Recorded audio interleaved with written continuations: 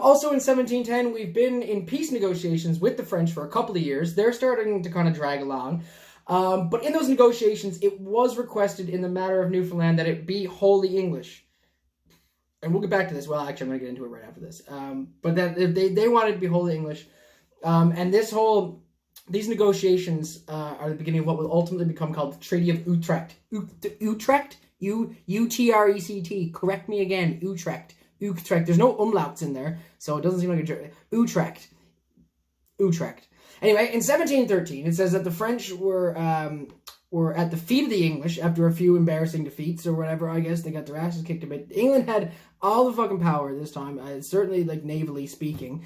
And not knowing how this all turns out, I was like, fuck yeah, England, this is great. But then on page 257, I get to it and read, the vast naval force at, wait now. Yes, this is talking about how they had their power. Yeah, they had their power.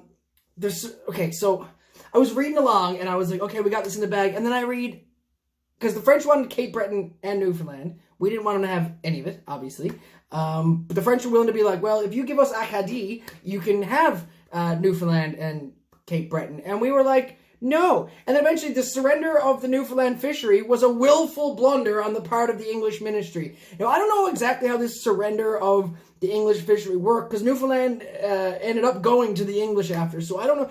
I guess they didn't keep a monopoly on the fishery. They let the French come here. Yeah, the entire exclusion of the French from Newfoundland and from all participation in the fishery was strongly urged on the government by Board of Trade, by the whole body of British merchants, by the united voice of the North American colonies, and by the urgent entreaty of Newfoundland settlers. The appeal was made to unwilling ears. Prior, one of the chief negotiators had expressed in this report in 1706 about the absolute necessity of excluding the French from the island. Every naval commander had reiterated the same opinion, but it was all to no purpose. There has hardly ever been a more senseless surrender. The consequences have been lasting and widespread for the English colonies and an exhausting war. Unfortunately, today we suffer under the base treachery of the Queen Anne's ministry. So I don't know what they sacrificed, really, because they get into, like, the next page here on the bottom of page wait, I got it here.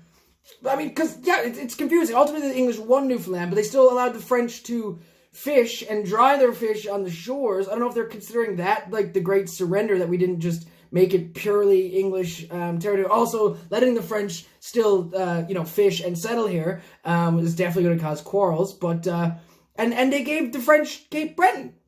So I don't know how we're calling that a win for the English or whatever, but yeah, basically everyone was in agreement, like, no French here, it should just be English island, all of us English, and somehow the French still walked away with something. So, like, they're just, they fucking dropped the ball again. It's getting frustrating for me. I don't even like doing this, and just hearing about government corruption and stupid decisions in light of all this COVID stuff gets me a little bit worked up. So just to finish off here, 22 minutes in, we're doing pretty good. It's just so anyway, they signed the Treaty of Utrecht. Placentia was to be given to the English immediately. So the English got all the towns, all the settlements. All the French could do was fish and dry fish here. And it just says, this is the last episode in the history of the French colony in Newfoundland. The settlement existed for over half a century, but during all that time, it never increased. It was essentially military. After 50 years of occupation, the whole permanent French population of Newfoundland numbered less than 200 people. As colonizers, the French have been failures, always and everywhere. His words, not mine. In one respect, they were superior to their English rivals. No other European, says Mervidal, in his lecture on colonies and colonization, has ever displayed equal talents for conciliating savages. His words, not mine. Conciliating savages, and it must be added, for approximating to their usages and modes of life as the French. The French in Cape Breton were just as bad a neighbors to Nova Scotia as they'd been in Newfoundland. Same shit, going up and down the coast, hauling ass out of stages, small fishing boats, just plundering, straight plundering, not establishing, just staying in Cape Breton, where, wherever their capital was there. Not part of our history. You Cape Bretoners, do your own fucking video series. And that's it. So, that's the end of the chapter. Oh man, I can't wait to start tomorrow. Big old appendix to start the day. Cool. Hopefully there's only like 5 pages for me to go through. But yeah, so we just concluded the end of the big English-French fuck around, the Treaty of Utrecht. That's still, I think it's, I don't know about Canadian law and stuff, but up until when DW was writing this book, that was still in place. And you gotta think about it, now we're getting into like 1710 and stuff. It's only, 185 years before this. We're getting there. We're getting through time. I'm not doing another book after this about 1895 to present day. Someone else can pick that ball up too.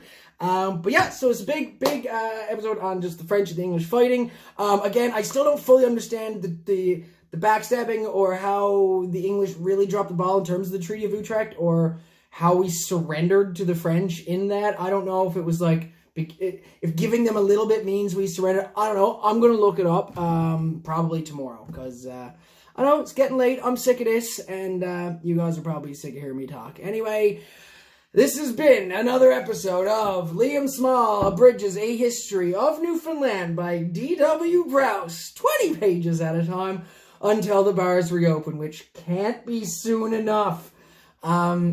Stay healthy, stay sane, guys. Nice to see that here in Newfoundland. We got some low numbers the last couple days. I guess it seems to be working. We can't get complacent. Keep it up. It's fucking hard. I'm losing my goddamn marbles. But that's what we gotta do. This is it. So, see you tomorrow.